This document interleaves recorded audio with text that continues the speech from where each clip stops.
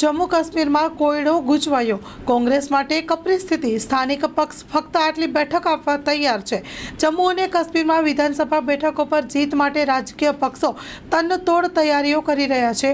એવામાં કારુફ અબ્દુલ્લાનો પક્ષ national conference અને કોંગ્રેસ વચ્ચે ગઠબંધનના મુશ્કેલ બન્યું છે। સૂત્રો અનુસાર 90 વિધાનસભા બેઠકોમાંથી કોંગ્રેસ 50-50 ફોર્મ્યુલા પર બેઠક પર ચૂંટણી લડવા માટે માંગે છે।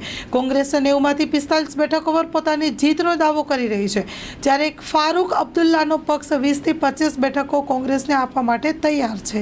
લોકસભાની ચૂંટણી દરમિયાન એનસી અને કોંગ્રેસે સાથે મળી ચૂંટણી લડી હતી, પરંતુ મહેબૂબા મુફ્તીનો પક્ષ ગઠબંધનનો હિસ્સો ન હતો।